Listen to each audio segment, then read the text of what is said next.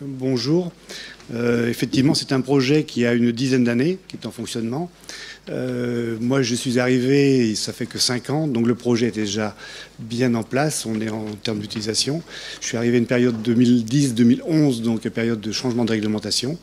Donc je vous parlerai éventuellement par la suite du fonctionnement en interne, puisqu'il y a une partie, on irrigue totalement le golfe. Il est entièrement irrigué par l'eau réutilisée, et une partie aussi de l'arrosage des espaces verts de la ville.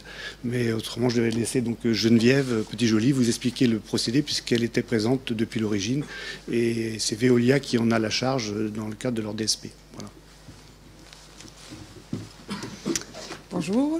Donc effectivement, donc je vais faire une petite présentation qui sera assez courte par rapport à l'ensemble des informations que je pourrais vous donner, pour essayer de vous présenter effectivement le contexte de Sainte-Maxime avec la réutilisation des eaux usées pour l'arrosage d'espaces verts.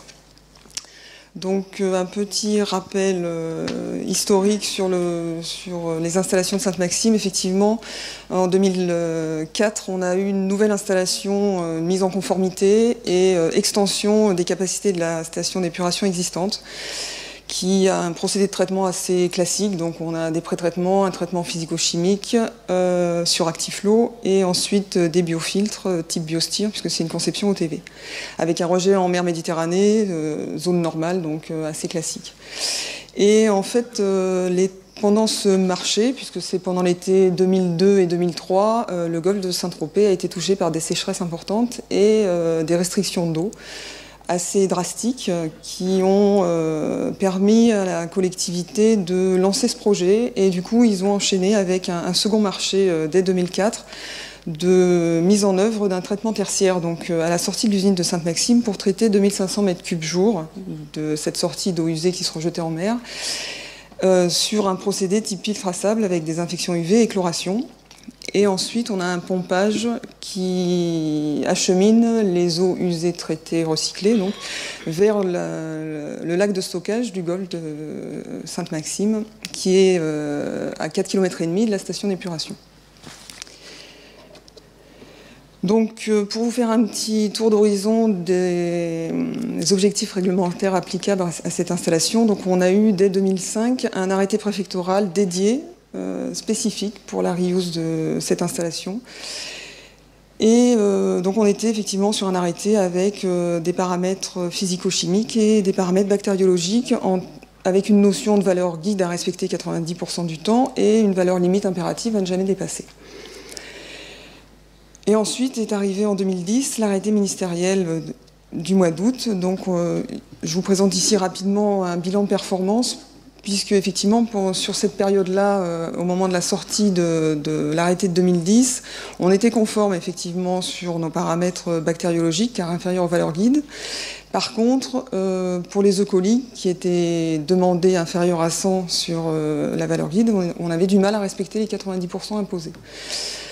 Donc, en vue de ce changement de réglementation, on a mis en œuvre un suivi analytique renforcé sur tous les nouveaux paramètres de la réglementation de 2010, pour pouvoir apprécier en fait les modifications de process à intégrer dans notre filière de traitement.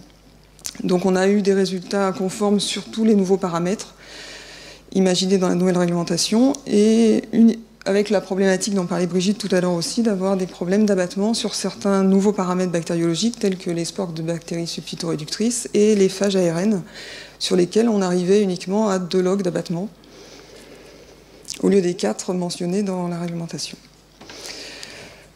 Donc les autorités locales nous ont retranscrit l'arrêté de 2010 dans un arrêté préfectoral propre à Sainte-Maxime, en appliquant exactement les termes de cet arrêté. Donc ils nous demandent un niveau A, tel que mentionné, ce qui a obligé la collectivité à faire des investissements supplémentaires, puisqu'on a dû remplacer une des étapes de traitement, donc la partie désinfection UV, qui ne nous permettait pas d'atteindre les performances demandées, et de mettre aussi en place un bypass en cas de non-conformité des effluents en sortie de la filière de traitement, qui n'était pas prévu antérieurement. Donc effectivement, aujourd'hui, quand on a une non-conformité, on se doit d'arrêter l'alimentation du golfe et garantir le retour à un niveau conforme avant de reprendre l'alimentation du golfe. Donc un point d'étape important que je mentionne ici, c'est qu'avant la saison estivale 2012, on a fait une réunion avec toutes les parties intéressées, donc c'était les services techniques de la mairie et les autorités, telles que l'ARS et la police de l'eau, donc des DTM du Var, qui nous ont permis de clarifier les points sur lesquels on n'avait jamais fait un point identifié. Donc le premier point, c'est qu'effectivement, la police de l'eau s'intéressait aux résultats et aux performances de l'installation jusqu'à la sortie du traitement biologique de la station. Et toute la partie tertiaire et conformité de la reuse était suivie par l'ARS. Donc en termes de déclaration des non-conformités, voilà, ça permet de cibler les bonnes autorités. Ensuite, pour le déclenchement des non-conformités, on s'est arrêté uniquement à juger la non-conformité sur le paramètre E. coli, sur la base de l'ensemble des résultats, des paramètres qu'on avait analysés en amont, en 2011 et en 2012. Et comme on a une chloration finale, l'ARS était aussi réticente par rapport au taux qu'on pouvait injecter sur les eaux qui étaient envoyées en arrosage par la suite. Et comme on est sur des taux assez faibles qui correspondent à des taux appliqués en eau potable, en traitement d'eau potable, du coup on a l'autorisation de poursuivre, puisqu'on doit limiter la reviviscence dans la conduite qui fait 4,5 km pour alimenter la retenue du golfe.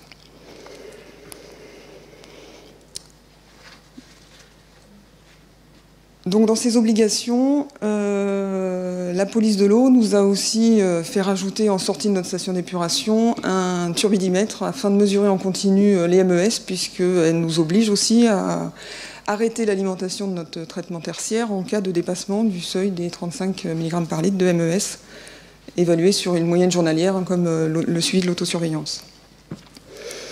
Et ensuite, nous, afin de garantir des performances les plus stables possibles, voilà, je vous ai mentionné ici ce que l'on fait en action préventive et en suivi, c'est-à-dire que voilà, on nettoie en début de saison, là, ce qui est le cas puisqu'on commence à alimenter le golfe au mois d'avril. Donc on fait un nettoyage complet de tout l'ensemble, hein, UV et puis bâche de stockage, puisqu'on a une bâche de stockage avant le pompage vers le golfe.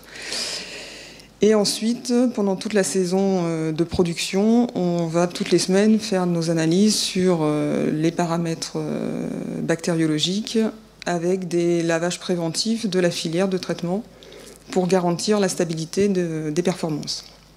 Et on a gardé aussi en suivi mensuel toutes les analyses des autres paramètres bactériologiques sur lesquels on n'atteint pas encore les performances. Donc je vous ai mis ensuite des résultats pour vous rendre compte des conditions dans lesquelles on fonctionne sur cette installation. Donc on est sur des volumes chaque année d'eau usée traitée pour la réutilisation de l'ordre de 300 000 m3 par an. Je vous ai mis aussi les pluviométries, puisqu'il y a l'impact assez important de la pluviométrie qui entre en jeu dans les consommations faites par le golfe d'eau de reuse. Bon, les paramètres physico-chimiques, il n'y a pas de sujet puisqu'ils sont très stables et on essaie toujours d'être dans l'évolution positive et plutôt à la baisse. Par contre, le point intéressant que je vous présente ici et qui a été l'objet d'une question aussi tout à l'heure, c'est qu'effectivement, sur les paramètres bactériologiques, je montre en évidence ici le fait qu'on n'atteint pas les abattements sur les baissières et les phages. Et dans le petit tableau qui n'est pas forcément visible sur la partie basse, je reprends les données entrées et sorties en quantité afin de comprendre pourquoi on n'arrive pas à ces abattements-là. Donc on est vraiment sur le sujet on n'a pas assez de concentration en entrée, ce qui fait qu'on ne peut pas atteindre les catalogues d'abattements demandés. Donc ça, c'est un sujet avec lequel on communique beaucoup avec l'ARS du Var et qui aujourd'hui n'est pas revenu vers nous sur ce sujet-là et donc on continue à juger nos non-conformités uniquement sur le paramètre E. coli. Côté golfe, pour vous donner aussi des informations, donc on arrive... Donc c'était un golfe qui était arrosé antérieurement, donc avant 2006, uniquement par de l'eau potable. Et à partir de la mise en place de ce traitement tertiaire et d'alimentation du golfe, le golfe a changé totalement de ressources et est passé uniquement par l'alimentation dans le pompage de son lac de retenue en bas du golfe, qui reçoit donc principalement les eaux qui viennent de la station d'épuration et en complément les eaux de ruissellement des pluies. Donc voilà, il a une capacité, ce lac, de 10 000 m3, et derrière ils ont dû modifier, donc ça c'est des choses à prendre en compte dans tous les projets, c'est qu'il y a une incidence aussi au niveau des équipements du golfe. Donc ils ont installé une station de pompage qui n'existait pas auparavant, puisque le point d'alimentation en eau potable était en partie haute du golfe et ensuite c'était tout gravitaire. Donc là, le lac étant en partie basse du golfe, il fallait prévoir donc de remonter pour pouvoir arroser l'ensemble des parcelles du golfe.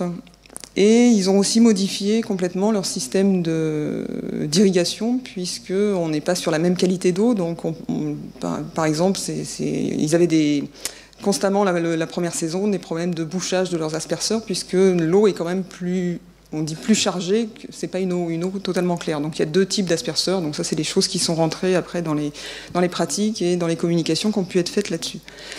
Et donc on est bien sur un golfe avec des distances d'irrigation vis-à-vis des habitations qui sont supérieures à 50 mètres, avec une aspersion en dehors des périodes de fréquentation du public. Donc voilà, on est dans les cordes par rapport à la classification de niveau A. Un petit tableau récapitulatif des premiers résultats constatés pour faire le bilan des changements importants entre avant la réutilisation et après. Donc effectivement, il y a le point apport de fertilisants qui a nettement baissé au niveau des consommations sur le golfe. Ils ont mis en œuvre un suivi analytique plus important au niveau et du sol du golfe et des eaux réutilisées en arrosage. Il y a un travail mécanique beaucoup plus important. Je vous expliquerai après plus en détail le cas particulier de ce cas. Et la gestion du stockage du golfe. Auparavant, donc, la ressource eau potable, elle était hors période de restriction. Elle était, voilà, ils avaient besoin, ils prenaient. Aujourd'hui, effectivement, s'il y a une maintenance importante sur la filière de traitement au niveau de la station, il y a forcément communication avec le golfe pour pouvoir l'informer et qui modifie de son côté ses pratiques d'arrosage et son régulateur afin d'éviter de tomber en niveau bas dans sa retenue. Donc en gros, ils ont 2 jours de stockage, donc ils n'ont jamais eu de soucis particuliers par rapport à ça. Mais globalement, il faut mettre en place une communication assez étroite pour éviter tous les aléas et les problèmes que ça pourrait engendrer. Et au niveau... Je vais vous demander d'accélérer un petit peu parce que après, pour respecter notre temps. Au niveau suivi de l'arrosage et des pratiques agronomiques, là c'est pareil, ils ont au niveau du golfe mis des pratiques et des méthodes de suivi plus importants. Ils ont investi dans une station météo pour les histoires de vent et de sondes hygrométriques pour avoir un maximum d'informations et gérer au mieux les arrosages. Donc le point... on va dire faible du projet et du cas particulier de Sainte-Maxime, en fait, c'est la qualité de l'eau brute au départ. C'est-à-dire qu'on est en alimentation eau potable de la commune de Sainte-Maxime sur une eau qui est déjà de mauvaise qualité, c'est-à-dire qu'elle est très chargée en sel et en conductivité. Et du coup, comme le disait aussi Brigitte tout à l'heure, on se retrouve avec une eau très saline, en sortie, donc là quelques résultats, qui, en caractéristiques agronomiques, se retrouvent en qualité médiocre, voire de très mauvaise qualité pour la réutilisation en arrosage. Donc ça, c'était des choses qui ont été vues très tôt la première année. Donc là, avec le golfe, on a mis en place tout un tas de choses qui sont marquées ici. Donc gestion de l'irrigation, j'en ai parlé. On a mis en place aussi un système d'aération du lac pour limiter l'eutrophisation. Ils ont modifié leurs pratiques culturales en faisant beaucoup plus d'aération et de drainage sur les parcelles. On a fait des travaux sur le réseau pour limiter justement les infiltrations d'eau saline dans le réseau. Et on a fait des optimisations permanentes sur la filière de traitement de la station pour garantir le minimum de rajout de sel dans les eaux déjà fortement chargées à l'état brut. En bilan.